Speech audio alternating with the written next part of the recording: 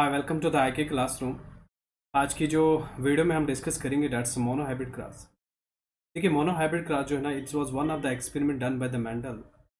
तो mono hybrid cross में जो है ना हम एक सिंगल करेक्टर को जो है ना स्टडी करेंगे।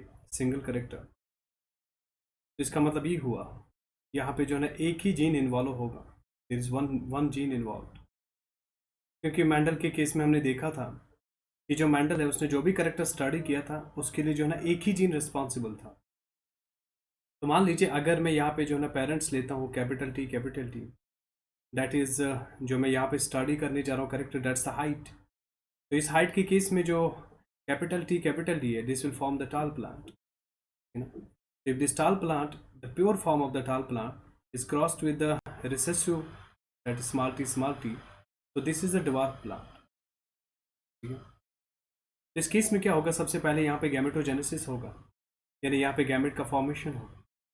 तो गैमेट का फॉर्मेशन यहाँ पे जो है ना एक तरह का गैमेट मिलेगा और यहाँ पे भी हमें एक तरह का गैमेट मिलेगा।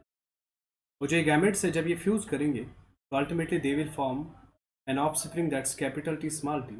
और जो ये ऑफस्प्रिंग है इट विल बी टाल। और ये टाल इसलिए होगा क्योंकि जो यहाँ पे एक अलील है वो दूसरे अलील पे जो है डोमिनेंट है, यानी जो कैपिटल टी है वो स्मॉल टी पे डोमिनेंट है। This is called as the law of dominance. This called as law. तो पहला आउटकम जो है ना यहाँ पे मेंडल के इस क्रॉस का, that is law of dominance. तो मेंडल ने कहा था कि जो दो अलील्स है एक जीन के, उसमें से एक जो है ना वो डोमिनेंट होगा और जो सेकंड है वो रिसेसिव होगा। तो जो डोमिनेंट होगा उसी का जो यहाँ पे जो ट्रेट है वही एक्सप्रेस होगा। जैसे मान लो जो कैपिटल टी है वो टाल बनाने में जो है टाल प्लांट बनाते हैं, दैट मीन्स जो ये प्लांट है वो टाल ही होगा। अब देखिए क्वेश्चन ये है कि मुझे यहाँ पे कैसे पता चला कि एक ही टाइप का गैमेट मिलेगा। तो टाइप ऑफ गैमेट के लिए आप फॉर्मूला याद रखोगे। जो टाइप ऑफ गैमेट हम फाइंड आउट करते हैं that's 2 raised to the power n, where n is the number of heterozygotes। अब यहाँ पे देखिए यहाँ पे कोई हेट्रोजाइगस नहीं है, होमोजाइगस कंडीशन। तो इस केस में जो n है वो 0 है, 2 raised to 0 that's equal to 1। इसलिए मैंने कहा यहाँ पे जो है ना एक ही तरह का गैमेट। तो ये जो जनरेशन आपको मिली this is called the first final generation that's F1 and this is the parental generation. अब उसके बाद मेंडल ने क्या किया, मेंडल ने यहाँ पे सेल्फिंग की, यानी F1 को क्रॉस जो है ना F1 से कराया। तो जब मेंडल ने सेल्फिंग की यानी कैपिटल टी को capital T small T capital T small T, तो जब हम यहाँ पे क्रॉस क्रॉस करेंगे देखिए यहाँ पे जो है ना दो तरह के गैमेट मिलेंगे, क्योंकि फॉर्मूला अगर हम यूज़ करेंगे 2 raised to the power n, और where n is the number of heterozygotes, यहाँ पे एक हेट्रोजाइगोट है तो 2 raised to 1 that's equal to 2। तो दो तरह के गैमेट मिलेंगे यहाँ पे capital T small t. Similarly in this case two types of the gametes will be form capital T small t. और अगर हम यहाँ पे कम्बिनेशंस बनाएं तो कैपिटल टी एक कम्बिनेशन होगा और ये कैपिटल टी जो है ना स्मॉल टी के साथ होगा तो दूसरी कम्बिनेशन बन। सिमिलरली ये जो स्मॉल टी है ये कैपिटल टी के साथ कंबाइन होगा तो कैपिटल टी स्मॉल टी, जो ये स्मॉल टी है स्मॉल टी के साथ कंबाइन होगा दैट स्मॉल टी। तो कहने का मतलब ये है कि अगर हम यहाँ पे देखें तो देखने में जो है ना हमें तीन टाल यहाँ पे दिख रहे हैं और एक हमें यहाँ पे डवार्फ दिख रहा है। तो वी कैन सी कि जो यहाँ पे फेनोटिपिक रेशो है that's equal to 3:1, where 3 are tall and 1 is dwarf। तो अगर मैं यहाँ पे बोलूँगा व्हाट इज़ द फेनोटिपिक क्लास, कि कितने तरह के फेनोटाइप्स मिले, तो दो ही तरह के फेनोटाइप्स मिले आपको, या तो टाल या तो dwarf। तो फेनोटिपिक क्लास जो है दैट्स इक्वल टू 2। सिमिलरली अगर मैं जीनोटिपिक रेशो की यहाँ पे बात करूँ तो जीनोटिपिकली जो ये टाल है ये अलग है, ये दो टाल जो है ना अलग है। तो जीनोटिपिकली जो रेशो दैट्स 1:2, यानी ये एक टाल जो है ना एक अलग जीनोटाइप है और ये दो जो टाल मिल रहे हैं ये अलग जीनोटाइप के और ये वन जो है ना अलग जीनोटाइप। सिमिलरली अगर मैं जीनोटिपिक क्लास की बात करूँ तो यहाँ पे जीनोटाइप्स जो है ना तीन जीनोटाइप्स मिले 1 2 3।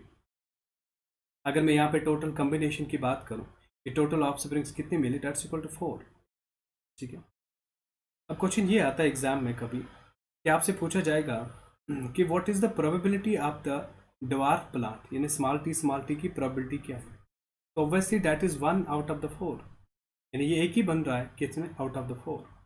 तो इस 1/4 को हम लिख सकते हैं इट इज़ 25%, या इसको मैं जो है ना ये भी लिख सकता हूँ इट इज़ इक्वल टू 0.25। मैं इसको ये भी लिख सकता हूँ 0.25।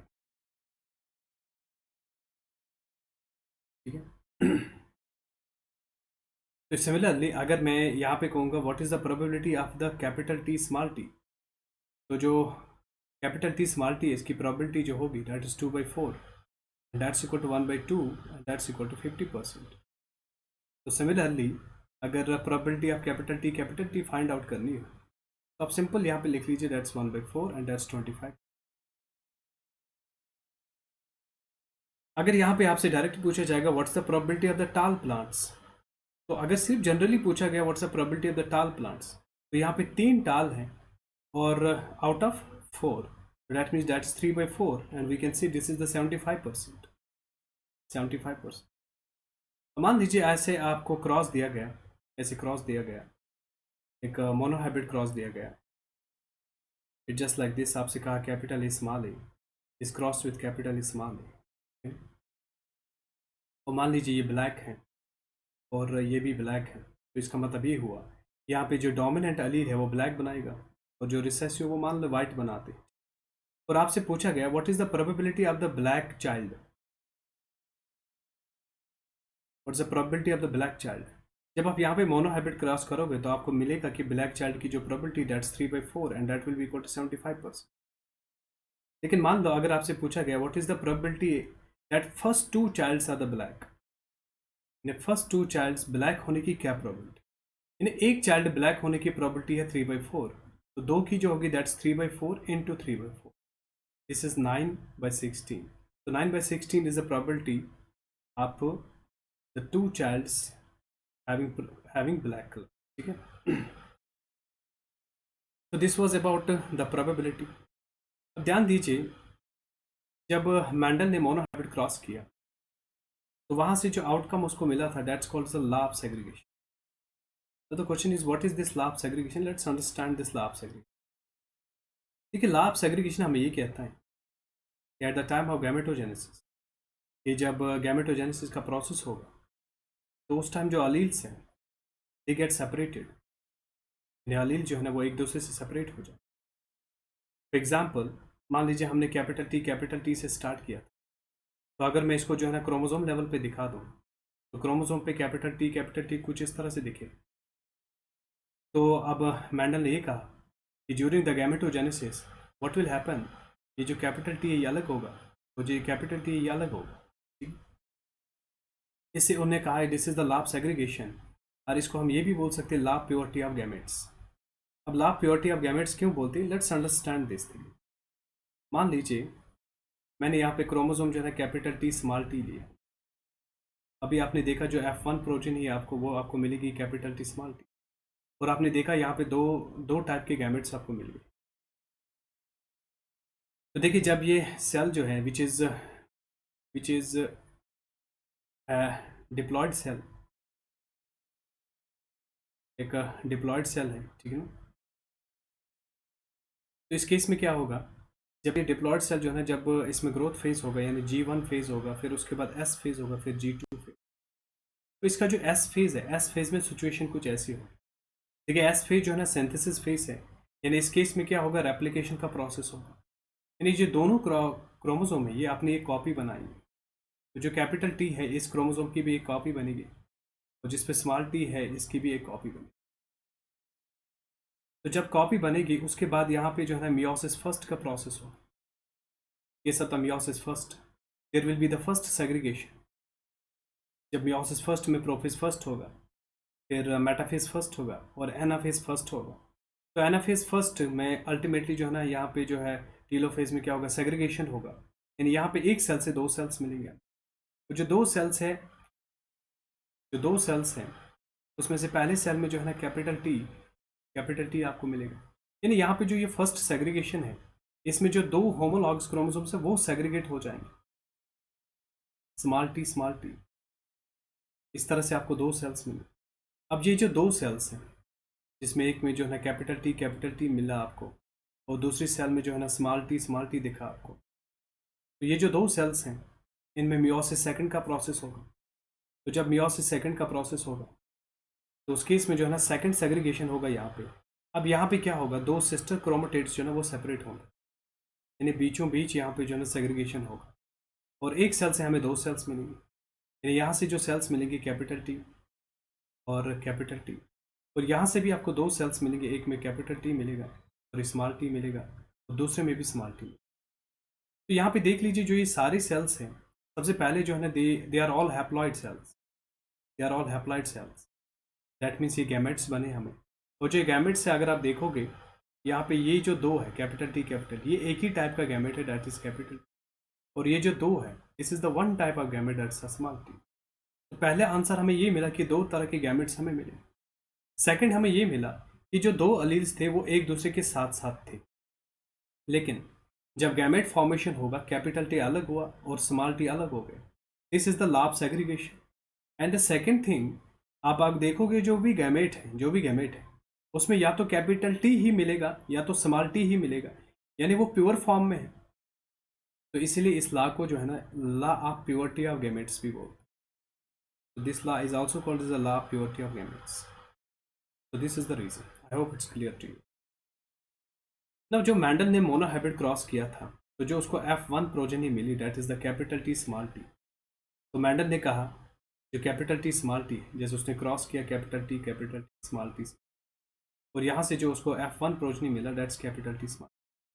ना मैंडल जो था वो कंफ्यूज था कि जो कैपिटल टी स्मॉल टी उसे मिला, यानी जो टॉल प्लांट उसे मिला, क्या उसका genotype capital T small T है या कैपिटल टी, यानी उसे यही नहीं पता था कि ये हेट्रोजाइगस है कि होमोजाइगस है। तो इस हेट्रोजाइगस को चेक करने के लिए उसने यहाँ पे टेस्ट क्रॉस किया, यानी उसे F1 पेरेंट जो है ना, सॉरी F1 जो ऑफस्प्रिंग है, इसको क्रॉस किया one of the recessive parent small T, ठीक है।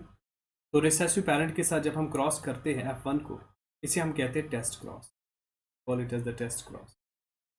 तो अगर हम ये टेस्ट क्रॉस करें तो यहाँ पे जो हमें पता है दो तरह के गैमेट मिलेंगे, कैपिटल टी स्मॉल टी, और यहाँ पे कोई भी हेट्रोजाइगस नहीं है, तो यहाँ पे एक ही तरह का गैमेट मिलेगा स्मॉल टी। तो जब हम कॉम्बिनेशन बनाएंगे that is capital T small T small T small T, right. इसका मतलब ये हुआ यहाँ पे जो फेनोटिपिक रेशियो है आपको, दैट इज 1:1, और जो जीनोटिपिक रेशियो है दैट्स अगेन 1:1। जीनोटिपिक रेशियो भी 1:1 है और फेनोटिपिक रेशियो भी 1। यानी जब मैंडल ने ये टेस्ट क्रॉस किया उसे एक टाल भी मिला और एक डिवार्फ भी मिला। तो उसने कहा ये तभी पॉसिबल है जब जो F1 में हमें ऑफस्प्रिंग मिला था वो हेट्रोजाइगस हो, ठीक है ना, वो क्या हो हेट्रोजाइगस, तभी ये पॉसिबल है। तो टेस्ट क्रॉस से जो है ना it is use to check the heterozygosity, it's use to check the heterozygosity. जब आप टेस्ट क्रॉस यूज करोगे तो इससे आप क्या चेक कर सकते हो, हेट्रोजाइगोसिटी ऑफ द F1 जनरेशन। सो यहाँ पे टेस्ट क्रॉस में देखा हमने जो फेनोटिपिक रेशियो है that's equal to the genotypic ratio and the ratio is 1:1। ठीक है, इसमें मैं आपको एक इंटरेस्टिंग चीज़ ये बता दूँ कि मान लीजिए यहाँ पे जो है ना आपको F1 जो है ना कैपिटल टी स्मॉल टी दिया और इसका जो है ना रिसेसिव पेरेंट के साथ आपने क्रॉस किया।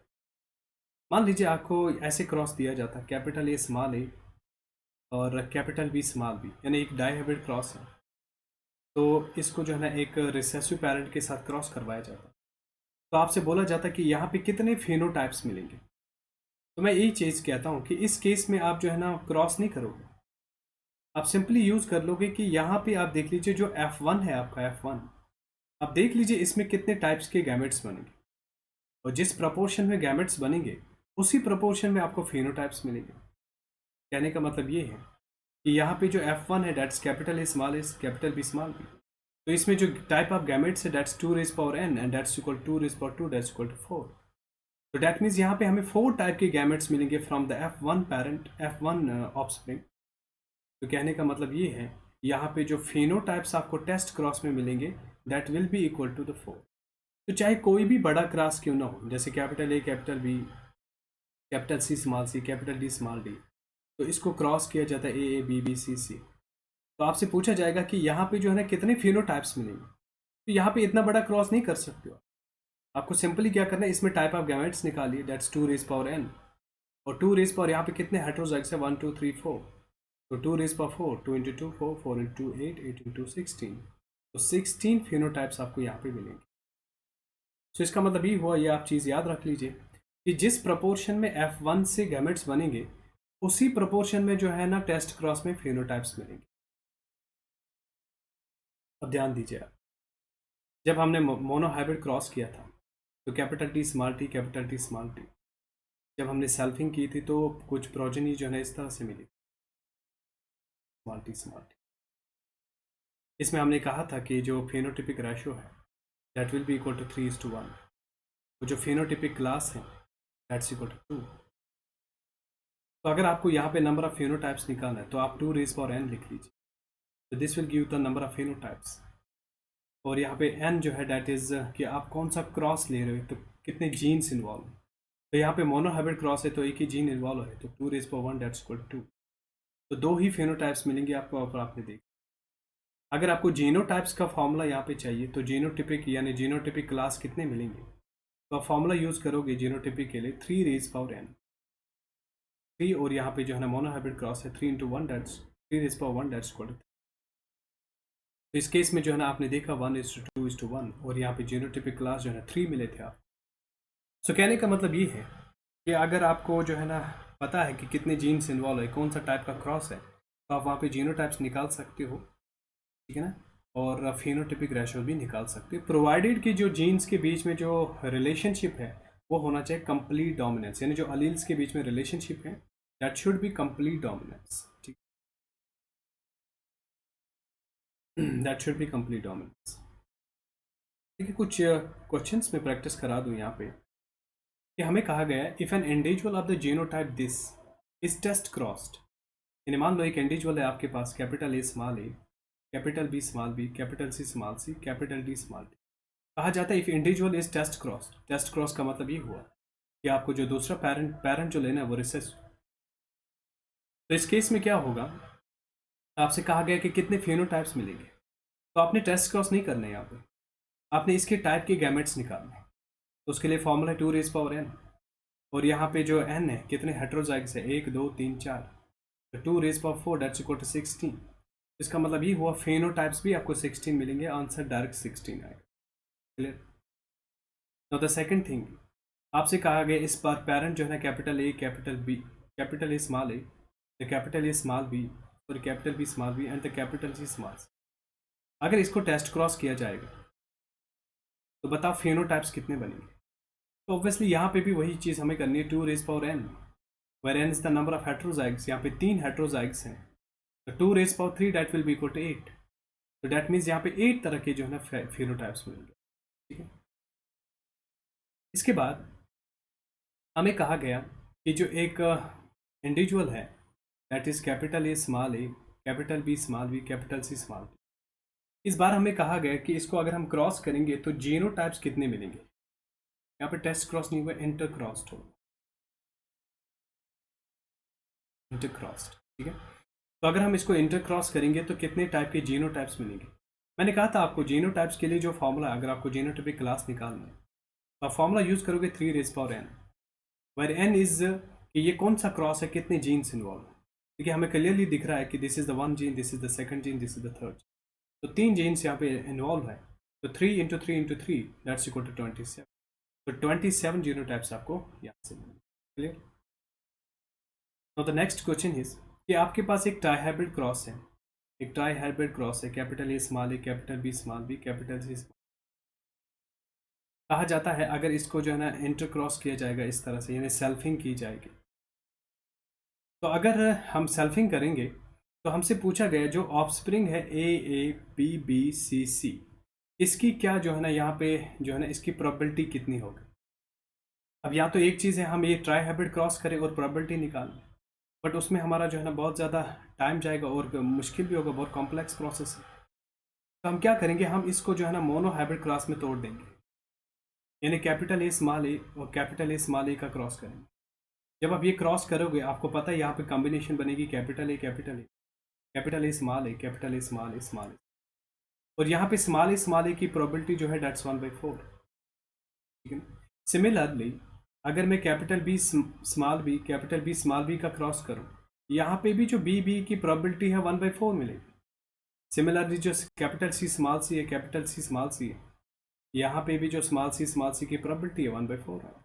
तो इस तरह से हम इसकी प्रोबेबिलिटी निकाल सकते हैं, ए की प्रोबेबिलिटी 1/4, बी की प्रोबेबिलिटी 1/4 और सी की प्रोबेबिलिटी 1/4। तो this is 1/4 into 4 16 into 4 that 60, तो 1/64 जो है ना इसका आंसर होगा।